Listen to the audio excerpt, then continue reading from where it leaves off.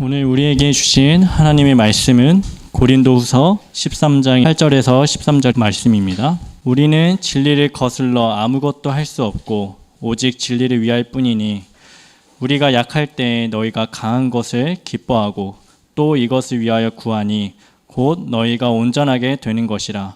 그러므로 내가 떠나 있을 때 이렇게 쓰는 것은 대면할 때 주께서 너희를 넘어뜨려 하지 않고 세우려 하여 내게 주신 그 권한을 따라 엄하지 않게 하려 함이라. 마지막으로 말하노니 형제들아 기뻐하라. 온전하게 되며 위로를 받으며 마음을 같이하며 평안할지어다. 또 사랑과 평강의 하나님이 너희와 함께 계시리라. 거룩하게 입맞춤으로 서로 문안하라. 모든 성도가 너희에게 문안하느니라. 주 예수 그리스도의 은혜와 하나님의 사랑과 성령의 교통하심이 너희 무리와 함께 있을지어다. 오늘로서 고린도후서 강의를 마무리하고자 합니다. 오늘 본문에서 바울은 고린도 교회를 다시 방문하게 될 그때에 믿음의 형제들을 또 권면하고 위로하고 있습니다. 고린도후서의 마지막 본문은 바울이 다시 한번 그리스도인의 삶의 모습을 알려주면서 온 성도들이 개인의 믿음뿐만 아니라 또 믿음의 공동체 안에서 하나님으로 서로 위로하고 또 기뻐하고 그리고 서로 함께 기도하도록 권면합니다. 그리고 마지막으로는 그들을 향한 축복으로, 하나님을 향한 축복으로 마무리하게 됩니다.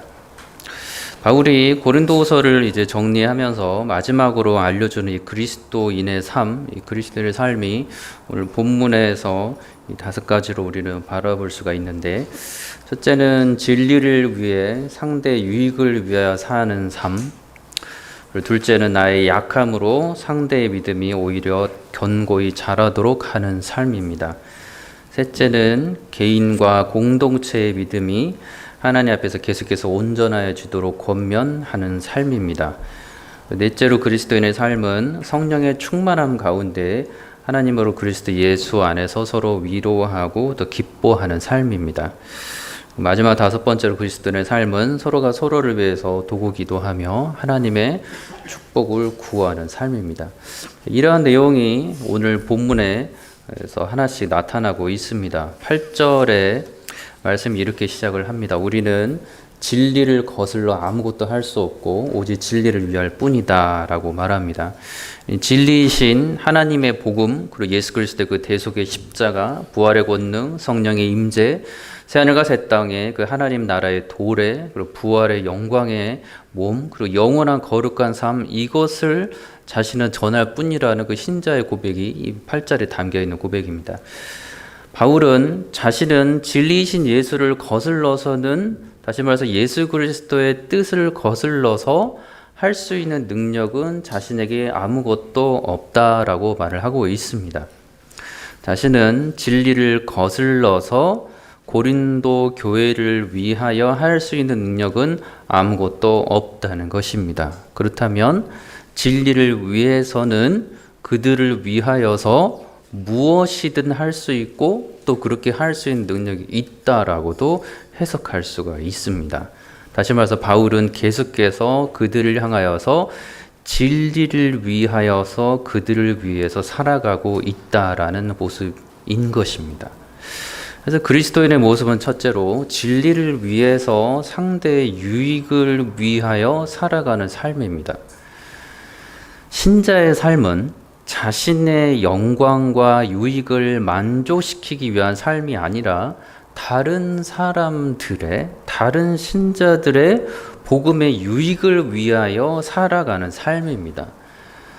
참, 이 신자의 삶은 그렇기 때문에 그리스도인이 된 그 때로부터는 자기 자신의 것을 충족시키기 위한 생각 자체가 있어서는 안 된다는 것을 말합니다. 진리를 위해서만 살아가게 되는 삶이어야 한다는 것입니다. 진리를 위해서만 다른 사람의 유익을 위해서 힘쓸 수 있다라는 것입니다. 나가 할 수 있는 능력, 지식, 지혜, 경험, 이러한 것들이 저와 여러분들이 어디서 어떻게 사용할 수 있게 되는지를 우리 자신의 삶을 점검해 본다면 이 바울이 말하는 진리를 위해서 사는 것이고 진리를 거슬러서는 아무것도 할 수 없다는 이 가르침이 바울이 얼마만큼 그리스도께 집중되어 있었는지 우리는 확인하게 되는 대목입니다. 그래서 이러한 부분에 바울은 자신의 유익을 위해 사는 것이 아니라 성도의 유익을 위해 살았다는 것을 여러 번 반복적으로 알려주었습니다. 갈라디아서 6장 2절에 너희가 짐을 서로 지라 그리하여 그리스도의 법을 성취하라. 그렇다면 바울은 이미 이러한 짐을 스스로 또한 안고서 살아가는 모습을 본을 보여주고 있다는 것을 확인할 수가 있습니다. 고린도전서 10장 24절에서도 누구든지 자기의 유익을 구하지 말고 남의 유익을 구하라라고 말합니다. 이거 남의 유익을 구하는 것은 그 사람이 어떠한 이 땅의 물질적인 거 이런 것들을 충족시키는 그러한 대리인에 말하는 것이 아니라 그 사람의 믿음의 유익을 위해서 계속해서 간구하라는 것입니다. 로마서 15장 1절 이하에서는 이렇게 말합니다. 믿음이 강한 우리는 마땅히 믿음이 약한 자의 약점을 담당하고 자기를 기쁘게 하지 아니할 것이라. 우리 각 사람이 이웃을 기쁘게 하되 선을 이루고 덕을 세우도록 할지니라. 빌립보서 2장 3절 이하에는 이렇게 바울이 또 말합니다. 아무 일에든지 다툼이나 허용으로 하지 말고 오직 겸손한 마음으로 각각 자기보다 남을 낮게 여기고 또 각각 자기 일을 돌볼 뿐더러 또한 각각 다른 사람들의 일을 돌보아 나의 기쁨을 충만하게 하라. 자기 자신을 돌보는 일조차도 자기 자신의 일을 돌아보면서 또 다른 사람에게 피해가 되지 않도록 하는 것이고 내 자신의 삶을 돌아볼 줄 알면서 그래서 다른 사람의 유익을 위해서 구할 수 있는 삶, 그렇게 살아가는 삶, 그것이 신자의 삶이라는 것입니다. 그러니 이 땅에서 가르치고 이 땅의 사람들이 그리스도 없이 살아가는 사람들이 알려주는 이 땅에 스스로 주인이 되어서 더 많은 것을 내 자신을 완성시키라는 모든 이 땅의 교훈들에 너무나 많이 정면으로 부딪히는 말씀이 이 바울의 마지막까지 하고 있는 고백의 말씀입니다. 저 여러분이 진리를 거슬러서는 정말로 아무것도 할 수 없다고 여기는 삶을 살고 있는지, 진리를 위하여서는 상대의 유익을 위해서 내가 무엇이든지 참으로 할 수 있다고, 그들의 그 믿음의 유익을 위해서 내가 무엇이든지 참으로 할 수 있다라는 그리스도께 정말로 붙잡힌 삶을 여러분들이 살고 있는지, 이 말씀 가운데 우리가 너무나 큰 도전이 됩니다. 그리스도께서 제자들에게 보여주신 그 인자로서의 삶의 모습, 너무나 귀하지만 먼저 주께서 보여주신 모습이었습니다. 그래서 주께서는 자신의 영광을 위하여가 아닌 자신을 보내신 아버지의 뜻을 행하러 왔다라고 말씀하셨고, 그의 평생의 모든 삶은 아버지의 뜻을 행하기 위해서 살아가는 삶이었으며, 그 아버지의 뜻은 죄인을 찾아서 죄인을 구원하라고 하시는 그것이 아버지의 뜻이었습니다. 그렇기 때문에 예수께서는 인자로 오셔서 사람들로부터 많은 영광을 받을 수 있으셨고 그리함에 마땅하셨음에도 불구하고 그를 취하지 아니하시고 계속해서 제자들의 영적 유익을 위하여서 머리 둘 곳이 없을 정도로 돌아다니면서 계속해서 하나님의 뜻, 그 복음을 전하는 사명을 하셨던 것입니다.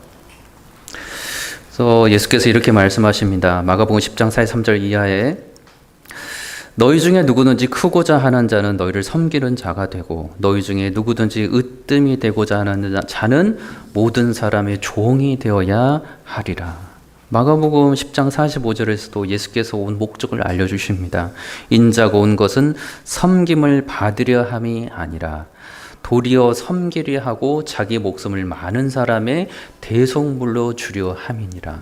우리는 여기서 예수님이시니까 이렇게 할 수 있었고 나는 사람이기 때문에 그렇게 할 수 없다라고 말하고 있다면 우리는 여전히 예수께서 사람으로 오셔서 모든 영광을 다 내려놓으시고 하나님 아버지 뜻을 행하셨던 바로 그 살아계신 우리와 똑같은 인성으로서 예수 그리스도심을 정말로 놓치고 있는 부분입니다. 우리도 그리스도처럼 성령의 충만한 가운데 살고 있다면 우리도 우리 자신의 유익을 구하지 아니하고 우리의 일을 돌보지만 그러나 늘 복음을 전하며 다른 사람의 믿음을 위해서 구원을 위해서 계속해서 전하는 그 삶을 살아갈 수 있는 것입니다. 그래서 다른 사람의 유익을 위하여 살아가는 삶, 그 사람이 신자의 삶이다라고 지금 바울이 말하는 것입니다. 9절에서는 두 번째 그리스도인의 모습인 나의 약함으로 상대의 믿음이 견고히 자라도록 하는 삶, 이 모습을 알려줍니다. 우리가 약할 때에, 곧 힘이 없을 때에 너희가 강한 것, 곧 능력이 있음을 기뻐하고 또 이것을 위하여 구하니, 간구하니, 바라니 곧 너희가 온전하게 되는 것이라. 이게 온전하게 되는 것은 끝마쳐지는 것, 준비가 다 되는 거, 회복되는 거, 이렇게 되는 것이다 라고 지금 말하고 있습니다. 그 그리스도인들의 모습은 내가 약하여서, 다시 말해서 상대는 내가 전혀 약해 보이지 않는데 내 스스로 나는 약하다고 생각하는 그런 내 기준에서 약함이 아니라 내가 누가 보더라도 하나님과 사람 앞에서 약한 모습으로 있을 때에, 상대 앞에서 약한 모습일 때에, 상대 위에 군림하고 있지 않을 때에, 상대에게 섬김을 받으려고 하지 않을 때에, 상대를 섬김의 대상으로 여기고 그를 섬기고 있을 때에, 상대를 나보다 낮게 여기고 있을 때에, 그때 나를 통해서 내가 전한 그 복음이 성령의 역사하심으로 내 복음을 들은 그가, 상대가 구원의 역사가 나타나게 된다라고 말씀하는 것입니다. 이것이 내가 약할 때에 너희가 강한 것을 기뻐하였다라고 말하는 부분입니다. 참 그리스도인들은 살아가면서 이 세상에 주는 여러 힘 있어 보이는, 그리고 힘을 줄 수 있는 것들을 조금이라도 갖고 있다면 우리는 이 말씀에서 너무나 많이 부딪히게 될 수밖에 없습니다.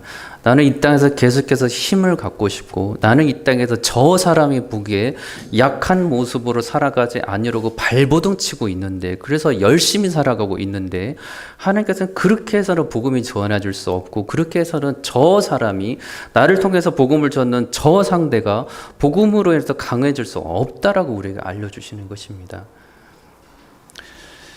그래서 주께서 말씀합니다. 나의 자랑, 나의 지혜, 나의 경험을 상대 앞에서 하나님의 전적인 그 은혜보다 먼저 내세울 때에, 내가 가진 것으로 저 사람 앞에서 내가 이만큼 가졌다는 것을 더 드러내고자 할 때에, 그것은 내가 약한 모습이, 약할 때가 아니라고 말을 합니다.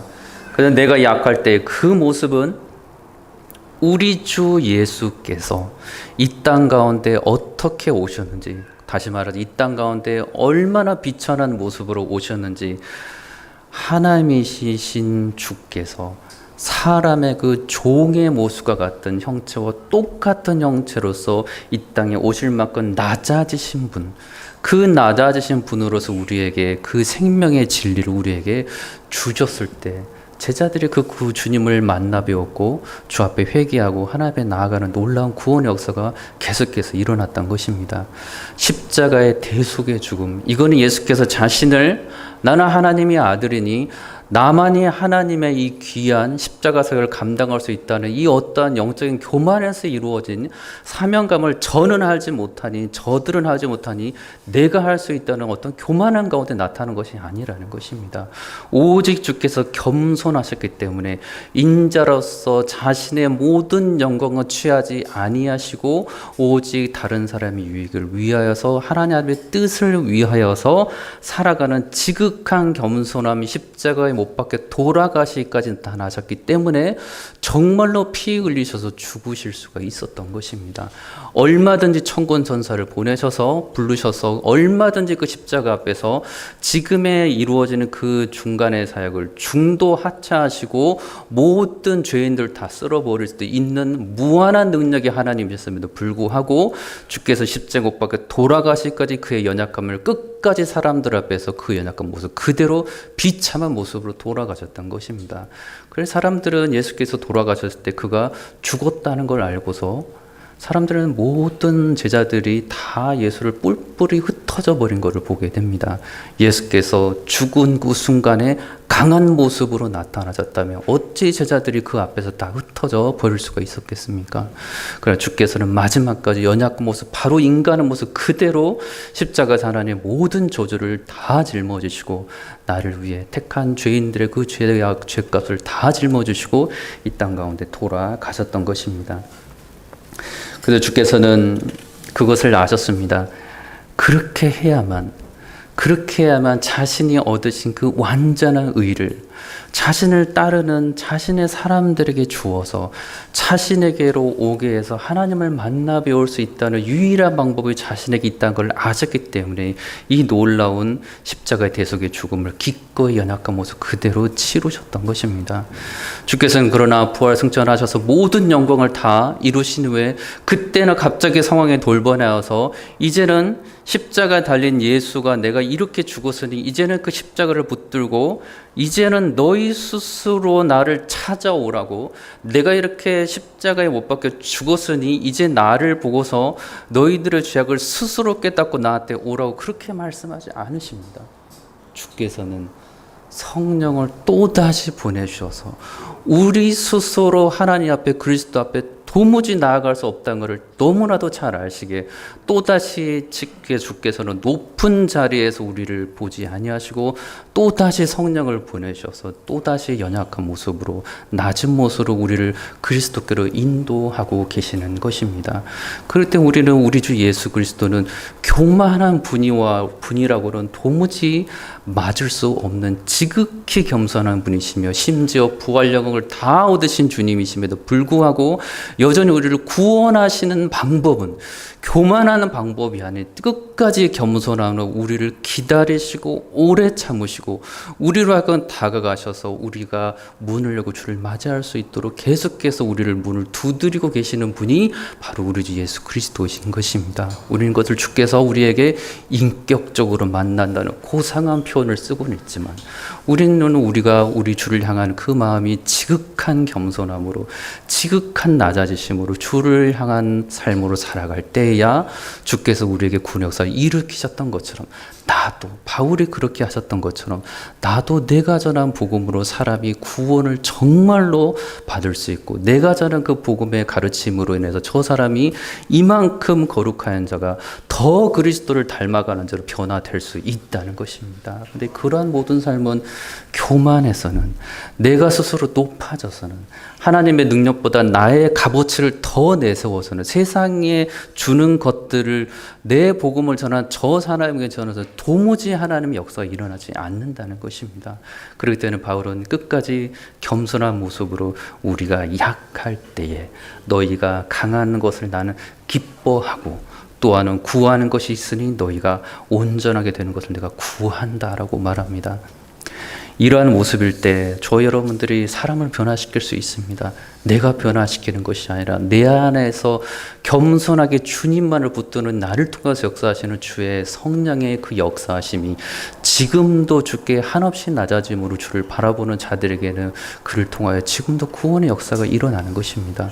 그 구원의 역사가 내 자신이 그렇게 주 앞에 나갔을 때 내가 변하는 것이고 내가 전한 그 복음이 있던 상대를 계속해서 변화시킬 수 있는 것입니다.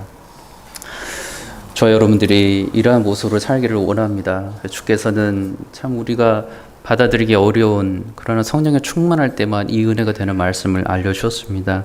요한복음 12장 24절에 내가 진실로 진실로 너희에게 이르노니 한 알의 밀이 땅에 떨어져 죽지 아니하면 한 알 그대로 있고 죽으면 많은 열매를 맺느니라. 자기의 생명을 사랑하는 자는 잃어버릴 것이요 이 세상에서 자기의 생명을 미워하는 자는 영생하도록 보전하리라. 주께서 저 여러분들에게 계속해서 권면하십니다.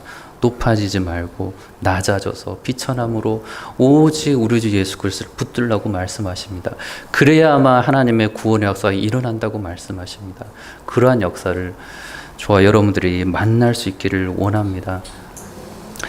셋째로 바울이 전하는 모습은 방금 말씀드린 개인과 공동체의 믿음이 온전하게 되도록 간구하는 그러한 삶입니다.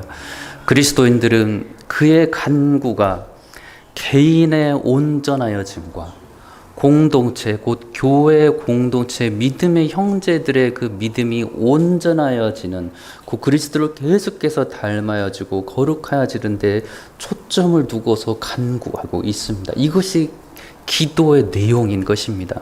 어찌 그 가운데 가난한 자들이 없었겠으며, 어찌 불행한 자들이 없었겠으며, 어찌 억울한 사람이 없었겠습니까?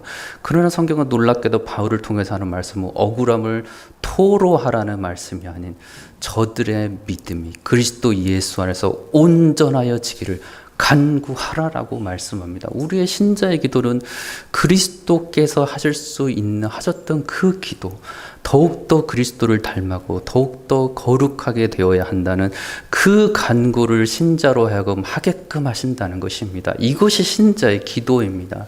이것이 소도 안에서 여러분들이 소도원들에게 서로를 위해서 하는 간구이고, 부모로서 자녀들에게 원하는 그 간구의 기도이고, 자로서도 부모에게 원하는 간구의 기도입니다. 이 세상의 물질, 이 세상의 그 어떤 것을 당장에 해결해주고 이 땅에 풍만한 것으로 더욱더 내게 달라고 애걸복걸하는 기도가 그리스도인의 기도가 아니라는 것입니다. 그래서 성경은 우리에게 말씀하시기를 믿음이 온전하여지도록 서로를 위해서 정말로 간구하라라고 말씀합니다. 이런 말씀에 주께서는 이 온전하여짐을, 이 거룩함과 이 정결하여짐으로 해서 우리에게 계속해서 도전을 해주고 계십니다. 그래서 이러한 모습에 바울은 이례적이 아니고 하나님께서 자신을 부르시는 그날까지, 또는 저들이 먼저 죽게 가는 그날까지 이 귀한 사명의 역사를 그치지 않고 멈추지 않고 계속해서 하는 간구였음을 우리는 알게 됩니다. 사실 이 부분은 성경에 나와 있으니까 그렇게 하는 것이고 바울이 그렇게 했으니까 하는 것이지라고 이해할 수가 있습니다. 바울은 이렇게 그의 간구가 얼마나 지속적이었는지를 우리에게 알려줍니다. 이제 예루살렘으로 마지막 그가 목숨을 다하게 되는 그 여정이 마지막에 사도행전 20장 18절에 이렇게 말합니다. 오매 그들에게 말하되 아시아에 들어온 첫날부터 지금까지 내가 항상 여러분 가운데서 어떻게 행하였는지 여러분들 아는 바니 곧 모든 겸손과 눈물이며 유대인의 관계로 말미암아 당한 시험을 참고 주를 섬긴 것과 유익한 것은 무엇이든지 공중 앞에서나 각 집에서나 거리낌이 없이 여러분에게 전하여 가르치고 유대인과 헬라인들에게 하나님에 대한 회개와 우리 예수 그리스도께 대한 믿음을 증언한 것이며, 그러므로 여러분이 읽기에 내가 3년이나 밤낮 쉬지 않고 눈물로 각 사람을 훈계하던 것을 기억하라. 지금 내가 여러분을 주와 및 그 은혜의 말씀이 부탁하노니 그 말씀이 여러분을 능히 든든히 세우사 거룩하심을 입은 모든 자 가운데 기업 있게 하시리라. 바울은 그거 외에도 갈릴라디아 4장 19절을 다시 말합니다. 나의 자녀들아 너희 속에 그리스도 형상을 이루기까지 다시 너희를 위하여 해산하는 수고를 한다라고 말합니다. 여러분, 이러한 삶은 내가 은혜를 받아서 오늘 주의 말씀을 듣고 오늘 예배를 끝난 후에 내가 알고 있는 지인들에게 말씀을 전할 수 있습니다. 그리스도 안에서 주와 더불어 살자 말할 수 있습니다. 내일은 어떻게 하시겠습니까? 1년 뒤에 여러분들은 어떻게 권면하시겠습니까? 여러분들 수십 년 뒤에 여러분이 60이 되고 여러분들이 80이 되었을 때 주께서 부르지 않았을 때, 여전히 이 땅 가운데 여러분들 생명을 두고 있을 때, 여러분들 동일하게 바울이 성령의 충만한 가운데 했던 이 간구의 모습처럼 계속해서 성도의 변화를 위해서, 나의 변화를 위해서 끈질기게 계속해서 기도할 수 있는 여러분이 될 수 있겠습니까? 주께서는 우리에게 이것을 요구하십니다. 일회적으로 또는 짧은 기간 동안 충성을 요구하는 것이 아니라 주께서 부르시는 그날까지 변함없이 충성하면서 주의 복음을 전하도록 요구하십니다. 이것이 주께서 우리 말씀하시는 그리스도의 형상을 이루기까지 너희를 위하여 해산하는 수고를 한다라는 뜻입니다. 부모로서 자녀를 양육하면서 자녀의 여러 가지 부족한 부분 한두 번 말할 수 있습니다. 자녀들이 말을 듣지 않으면 그의 부모의 마음에 억한 마음으로 자녀를 자신의 감정적으로 혼내기도 합니다. 주께서는 그러한 모습으로 우리를 양육하지 않으신다는 것입니다. 언제나 주께서는 지극한 사랑으로 지극한 은혜로서 우리에게 그 교훈의 말씀, 우리로 하여금 그리스도를 닮아가라는 그 말씀을 한 사람을 통하여서 그 사람을 통해 성령의 충만한 바로 그 사람을 통해서 계속해서 그 길을 갈 수 있도록 권면해 주신다는 것입니다. 저 여러분들이 이러한 하나님의 은혜를 입고 있는 사람입니다. 그렇기 때문에 저 여러분들이 바울만 또는 예수님이니까 그런 것이 아니라 사람이었던 바울이 그래왔던 것처럼 저와 여러분들도 성령의 충만함을 가지고 살아간다면 우리가 전하는 그 복음이 내 자신이 그리스도의 형상을 닮아가기까지 해산하는 수고를 기꺼이 하면서 계속해서 주를 닮아가는 삶을 전할 수가 있는 것입니다. 이것이 고린도 교회를 향한 바울의 특별한 권면들이었습니다. 저 여러분도 이러한 성령의 충만함으로 살아가고 있습니까? 그리스도의 능력을 힘입지 아니하면 우린 도무지 하나님의 능력으로 이 모든 이 사역을 끝까지 해낼 수가 없다는 것입니다. 그러나 성령의 충만한 가운데 우리 가운데 그리스도께서 계속 역사하시면 우리는 할 수는 없지만 주의 능력이 역사 가운데 우리 가운데 역사하셔서 그리스도로 하여금 우리 계속해서 주를 닮아갈 수 있는 그 역사를 겸손한 가운데 낮아짐으로 섬기는 가운데 이 모든 일들을 할 수 있도록 주께서 계속해서 힘을 불어 넣어 주신다는 것입니다. 그럴 때 우리는 늘 성령으로 늘 그리스도 영으로 충만한 가운데 말씀을 더 가까이 하며 주와 동행하는 삶을 살아야 할 줄로 압니다. 이것이 무너지면 이것이 멈추어지면 우리는 주의 말씀대로 살아갈 수가 없다는 것입니다. 주께서 이러한 은혜를 가지고 우리에게 말씀합니다. 11절에도 이 그리스도인의 모습은 성령의 충만한 가운데 하나님으로 그리스도 예수 안에 서로를 위로하고 기뻐하는 삶입니다. 그리고 서로를 위해서 도고 기도하며 축복을 구하는 삶입니다. 11절에 형제들로 하여금 기뻐하고 온전하고 위로받고 마음을 같이하고 평안하라고 말합니다. 그리고 원하기를 권면하기를 사랑과 평강의 하나님이 너희와 함께 계실 것이기에 서로 계속해서 문안하라고 서로 환영하고 서로가 어떠한 믿음의 상태인지를 알고서 기도하라고 간구합니다. 저 여러분들이 이러한 바울을 통한 하나님의 마음을 알기를 원합니다. 책망할 때에도 위로할 때에도 주께서는 늘 우리로 하여금 그리스도를 닮아가면서 복음을 전하고 공동체가 함께 복음으로 만들어져 가는, 그래서 그리스도 안에서 한 형제 자매 되기를, 그래서 그리스도의 몸된 거룩한 지체 되기를 계속해서 우리로 하여금 인도해 주고 계십니다. 이 은혜를 저와 여러분들이 정말로 알고서 오늘 하루 내일 우리께서 우리를 부르시는 그날까지 이 귀한 놀라운 삶들을 끝까지 해나가며 주의 기쁨 되는 주의 귀한 자녀 되시기를 우리 예수 그리스도의 이름으로 축원합니다.